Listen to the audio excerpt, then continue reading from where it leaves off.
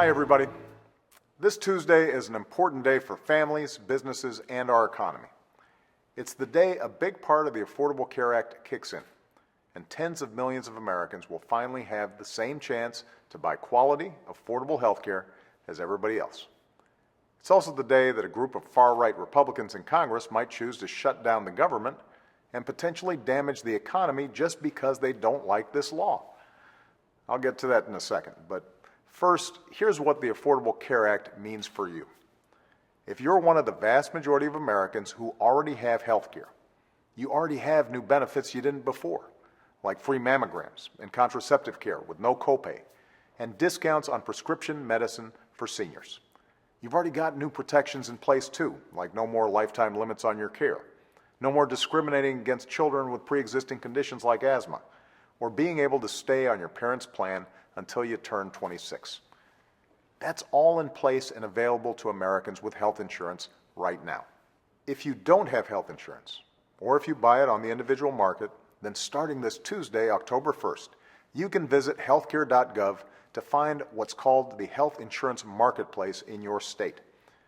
This is a website where you can compare insurance plans side by side the same way you'd shop for a TV or a plane ticket. You'll see new choices and new competition. Many of you will see cheaper prices, and many of you will be eligible for tax credits that bring down your costs even more. Nearly 6 in 10 uninsured Americans will be able to get coverage for $100 or less. If you're one of the up to half of Americans with a pre-existing condition, these new plans mean your insurer can no longer charge you more than anybody else. They can't charge women more than men for the same coverage, and they take effect on January 1st. So get covered at healthcare.gov and spread the word. These marketplaces will be open for business on Tuesday no matter what. The Affordable Care Act is one of the most important things we've done as a country in decades to strengthen economic security for the middle class and all who strive to join the middle class. And it's going to work. That's also one of the reasons it's so disturbing that Republicans in Congress are threatening to shut down the government, or worse, if I don't agree to gut this law. Congress has two responsibilities right now: pass a budget on time and pay our bills on time. If Congress doesn't pass a budget by Monday, the end of the fiscal year, the government shuts down, along with many vital services the American people depend on. On Friday, the Senate passed a bill to keep the government open. But Republicans in the House have been more concerned with appeasing an extreme faction of their party than working to pass a budget that creates new jobs or strengthens the middle class. And in the next couple of days, these Republicans will have to decide whether to join the Senate and keep the government open, or create a crisis that will hurt people for the sole purpose of advancing their ideological agenda. Past government shutdowns have disrupted the economy. This shutdown would too. At a moment when our economy has steadily gained traction and our deficits have been falling faster than at any time in 60 years, a shutdown would be a purely self-inflicted wound. And that's why many Republican senators and Republican governors have urged Republicans in the House of Representatives to knock it off, pass a budget, and move on. This brings me to a second responsibility that Congress has.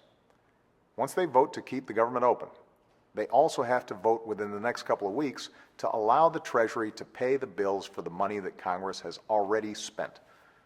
Failure to meet this responsibility would be far more dangerous than a government shutdown. It would be an economic shutdown, with impacts not just here, but around the world. Unfortunately, some Republicans have suggested that unless I agree to an even longer list of demands, not just gutting the health care law, but things like cutting taxes for millionaires or rolling back rules on big banks and polluters, they'll push the button, throwing America into default for the first time in history, and risk throwing all of us back into recession. I will work with anyone who wants to have a serious conversation about our economic future. But I will not negotiate over Congress's responsibility to pay the bills it has already racked up. I don't know how to be more clear about this. No one gets to threaten the full faith and credit of the United States of America just to extract ideological concessions. No one gets to hurt our economy and millions of innocent people just because there are a couple of laws that you don't like.